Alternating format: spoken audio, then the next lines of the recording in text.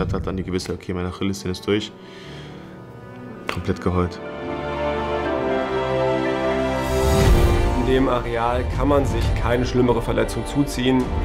Kann das sein, dass mir sowas in so einer Situation passiert? Wenn ihr dann so da liegt, dass er weiß und auch daran glaubt, dass er wieder ganz, ganz stark zurückkommt. Auf dem Platz weint. Die anderen gehen wieder raus, die gehen Diagnosen, die keiner hören will. Natürlich hart arbeiten, um zurückzukommen. Fakt ist, das wird mich nicht abhalten vom Glauben.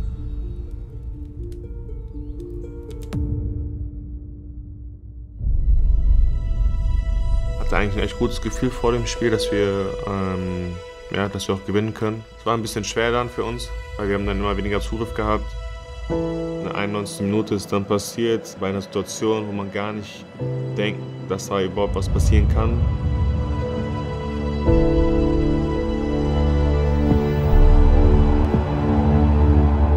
Ich bin nach hinten gelaufen, wollte dann einfach nach vorne und Guerrero, der am Ball war, wollte ihn angreifen. Und dann habe ich an meiner rechten Wade so einen richtig lauten Knall gehört.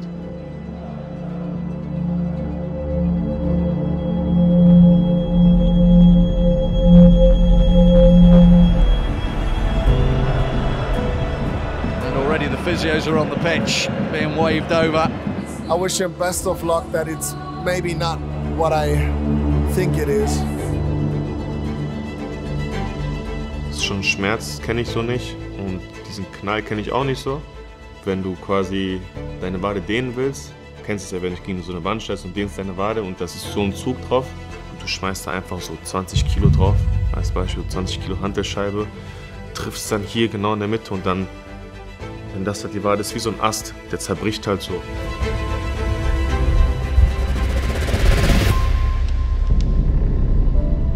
Aber ich hatte so das Gefühl, meine Wade, die hängt halt hier fest und meine Achilles und ist alles runtergelaufen. Ich habe direkt losgeheult, weil ich halt diesen Schmerz hatte und auch diesen Schock.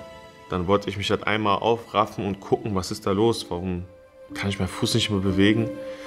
Und in dem Moment, als ich dann da hingeguckt habe, war mein Fußballschuh auch schon zerschnitten. Habe dann natürlich gemerkt, dass immer mehr Leute gekommen sind. Ich habe aber kaum wahrgenommen, wer jetzt da um mich stand. Ich habe noch mitbekommen, dass Jo gekommen ist und dass Kevko gekommen sind.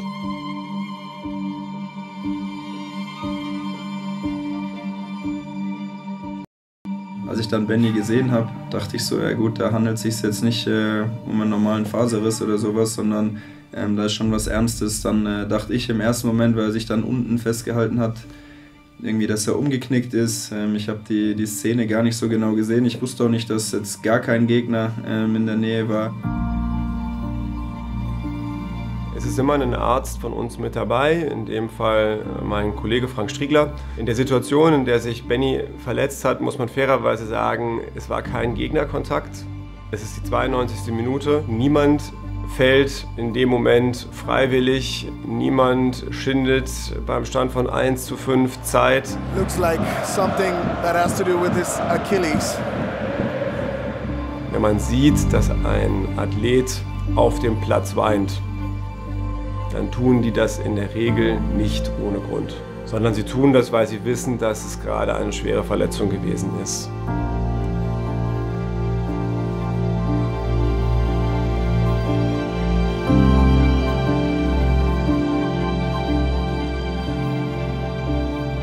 Ich habe zu dem Doc dann gesagt, zu unserem Mannschaftsarzt, schau Strigge, ich kann meinen Fuß noch bewegen, das kann nicht sein, dass ich jetzt eine Achillessehne gerissen habe.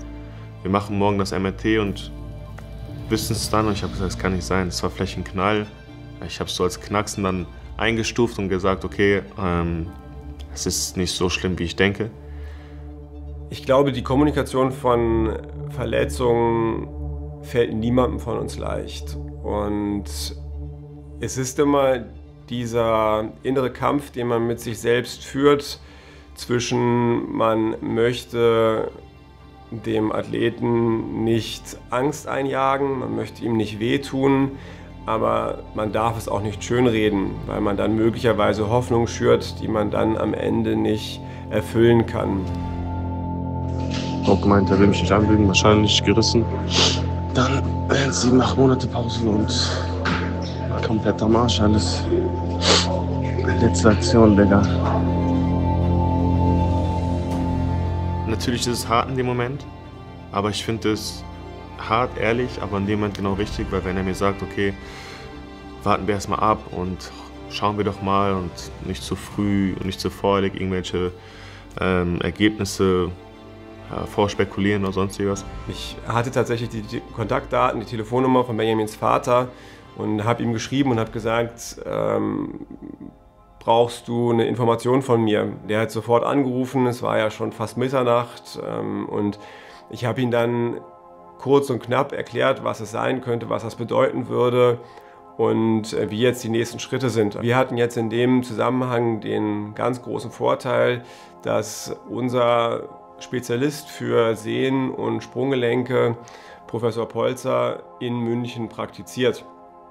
Und insofern habe ich tatsächlich noch in der Nacht ihn angerufen und habe ihn gefragt, ob es möglich ist, dass er sich Benjamin noch am Wochenende anschauen würde. Dort habe ich dann das erste Mal den Schuh ausgezogen und man muss sich halt vorstellen, mit dem Schuh konnte ich gehen, auch ohne Krücken, das war kein Problem. Dann habe ich das erste Mal den Schuh ausgezogen, habe dann halt gesehen, ich kann weder mit noch ohne Krücken gehen, ich kann meinen Fuß gar nicht aufsetzen, das ist wahrscheinlich schon so der Fall. Die Bilder danach waren halt sehr klar, also man hat schon sehr deutlich gesehen, dass da ein Loch ist, dass es gerissen ist und auch wenn man diese MRT-Bilder manchmal nicht so gut deuten kann, das kann jeder gut deuten, weil da hat man es klar gesehen, da ist einfach so ein Loch und die Achillessehne ist nicht mehr eins. Ich wollte natürlich dort stark bleiben. Mein Freund ist genau da reingekommen, wo ich mir die Bilder angeguckt habe. Dann war schon ein sehr schwerer Moment und dann sind wir halt ins Auto gegangen und ich hatte halt dann die Gewissheit, okay, meine Achillessehne ist durch. Komplett geheult. Vertraue auf den Herrn, dein Herz sei stark, sei mutig und vertraue auf den Herrn.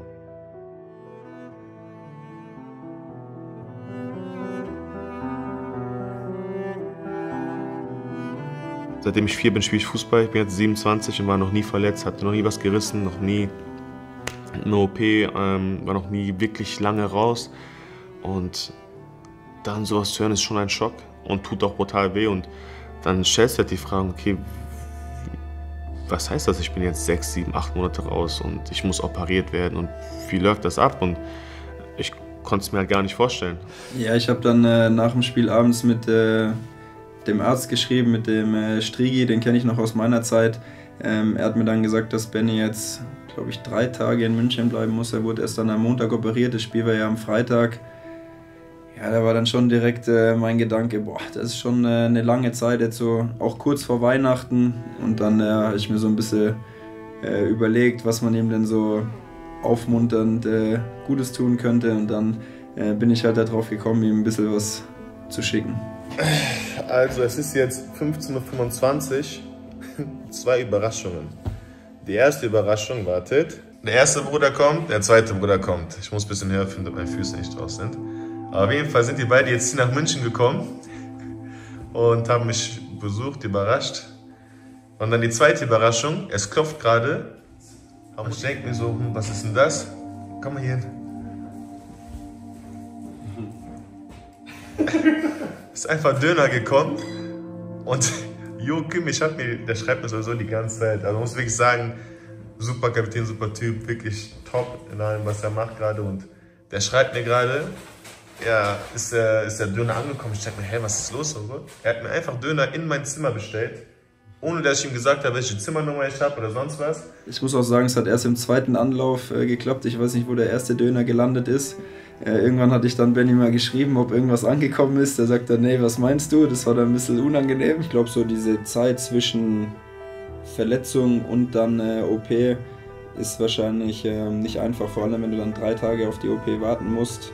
Und das sind genau die Sachen, wo ich meinte eben, okay, man kann dankbar sein dafür, dass sich die Leute so um einen kümmern. Und ja, Mann, an dieser Stelle, ich bin froh, dass ich meinen Bruder habe, dass die gekommen sind, dass Jo sich um mich sorgt, um diesen grauen Schuh zu sehen.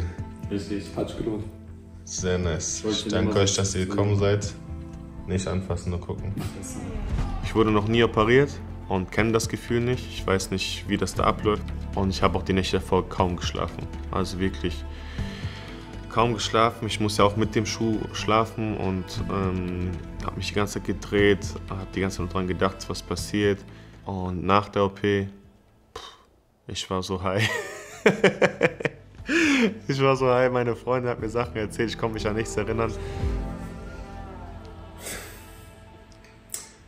Also, ich habe jetzt meine erste OP hinter mir. Der Arzt sagt, es hat alles reibungslos geklappt, ist sehr gut verlaufen. Die haben unten in meinen Knochen gebohrt, die Fäden da durchgezogen. Es haben mir wirklich so viele geschrieben, so viele von Leverkusen. Domi hat extra einen Jubel gemacht für mich gestern beim Spiel gegen Tottenham. Michael Essien hat mir geschrieben, ganz RB Leipzig.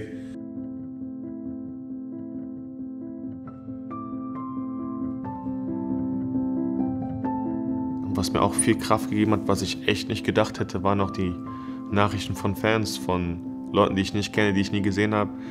Gerade nach der OP lag ich dann da und dann habe ich einfach mein Handy genommen und ich hatte so viele Nachrichten sowieso auf meinem Handy und habe dann einfach viele Nachrichten durchgelesen von Fans und so viel Zuspruch bekommen.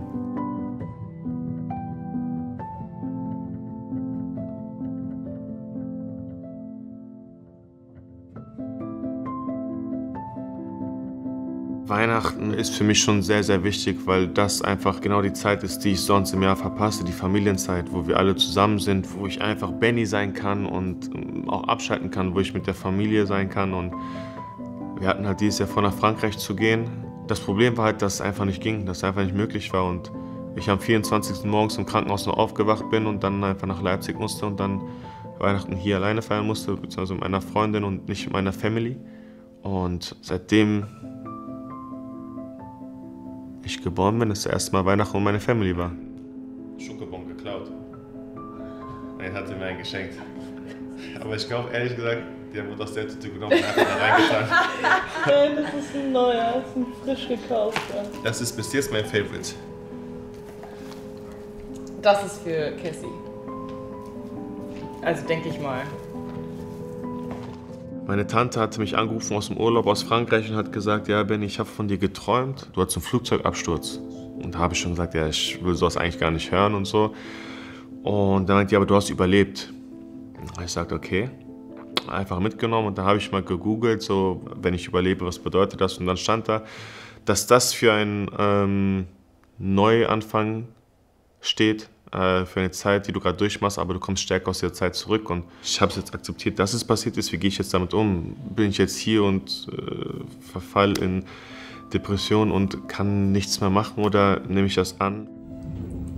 Heute ist Tag 1, erster Tag in der Reha. Es ist der 4. Januar. Bis jetzt konnte ich noch nicht so viel machen, aber ich bin jetzt auf dem Weg zum Training und freue mich, dass es endlich wieder losgeht. The rehab starts officially now. Ich habe heute jetzt nur ein bisschen Oberkörper gemacht. Ab morgen fangen wir dann an, Beine zu trainieren. Aber irgendwann wird es dann schwer für den Kopf, auch wenn die anderen trainieren. Und ich bin dann wieder hier im Gym. Genau wegen sowas habe ich Kleinigkeiten wie diese Socken. That's tough. Das sind die Socken von Dennis Schröder, seine Marke. Und ich habe die extra heute angezogen. Warum?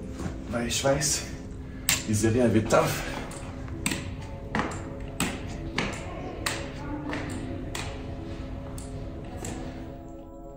Tag 3, ich gehe zu meiner Reha, kurze Hose, Winter, weil es ist kalt, aber so ist es einfacher, die in den Schuh zu kommen und auszuziehen.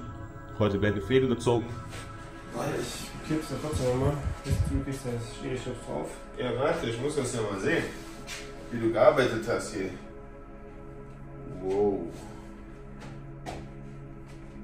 Tschüss. Ist das normal, dass es ein bisschen schief läuft? Schnucki, das ist irgendwann, abgesehen davon, also, finde ich das gerade eine ganz wilde Pose. Du hast sehr gut gemacht. Dass ich dir hier irgendwie halb mal im Kopf in den Schritt reindrücke. Das ist komplett normal, da wirst du überhaupt nichts sehen. Das wird irgendwann aussehen wie deine normale Bundesliga-Auftrag. 75er Schlaf.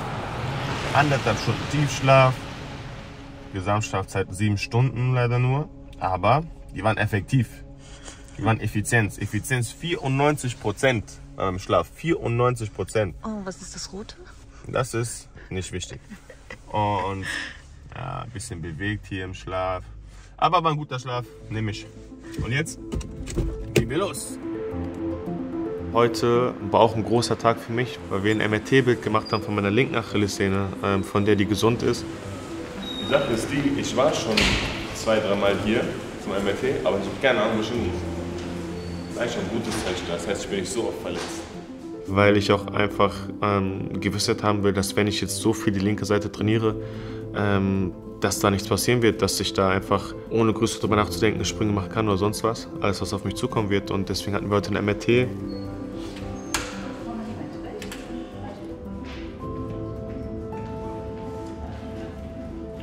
Das ist okay, ja? Wenn ich streng so runterfahre, ist auch nichts. Ja? Gab es mit dem Fuß Umknickunfälle? War generell noch nie verletzt, jetzt bis auf die. Und dann gleich so heftig? Meine Güte. So heftig, genau. Auch das tut nicht weh, ja? Das ist unangenehm, aber tut nicht weh. An welcher Stelle? Wenn wir mal so durchgehen. Eine Seite alleine geht, ja? Ja. Diese Seite alleine?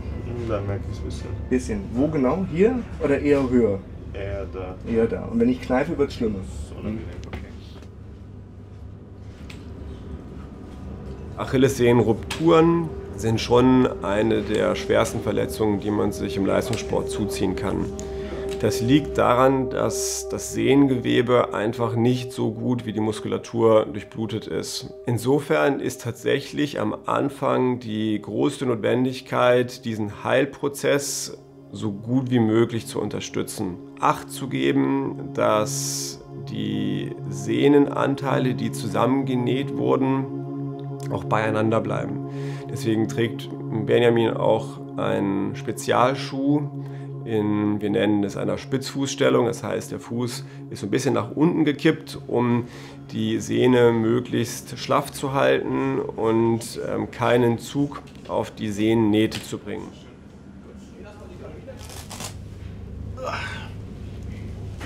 Wie war das da drüben? War easy, war entspannt, hatte schon ein paar Mal MRT. Und ich habe jetzt auch schon mehr oder weniger diesen QR-Code bekommen. Und den gebe ich dann weiter an meinen Arzt, Mannschaftsarzt, und der guckt sich das dann an und sagt dann, wie die Ergebnisse sind. Guckt sich das dann an. Aber ich denke mal, das wird alles gut sein.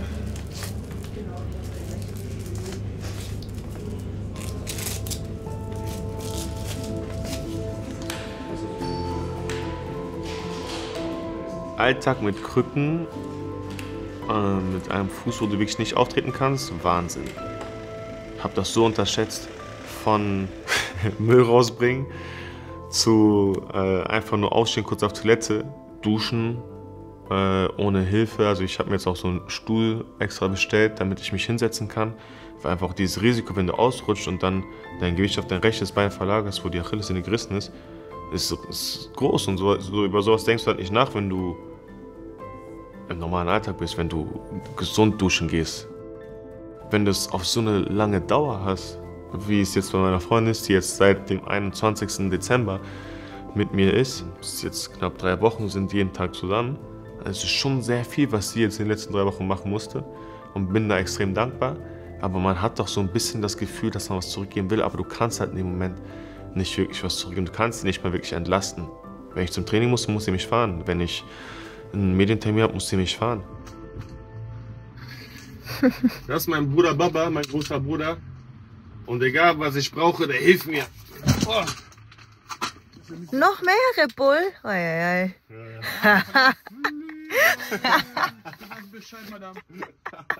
Dankeschön. Solange dass du nicht fliegst, trinkst du weiter. Bis du fliegst, dann trinkst du auch. Mama, merci. 2024 war ein sehr ereignisreiches Jahr, wo ich viel erlebt habe, wo ich eine Heim-EM hatte.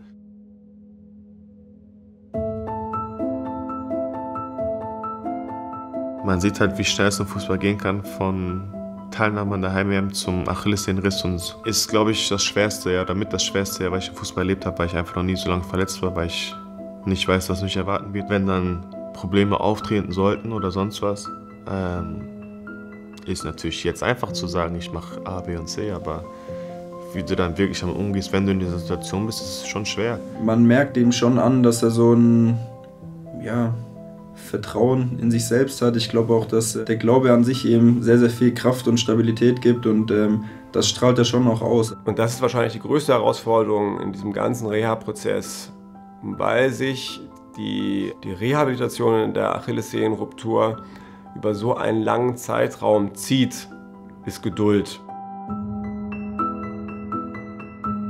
In der Phase, wo ich mich jetzt gerade befinde, geht es für mich nur darum, wieder gesund zu werden. Und was passiert, wenn ich jetzt zurück bin, habe ich dann 3 andere Rechtsverteidiger auf meiner Position. Das ist so weit weg noch. Für mich geht es jetzt gerade wirklich um den Menschen Benjamin, und der will wieder gehen können.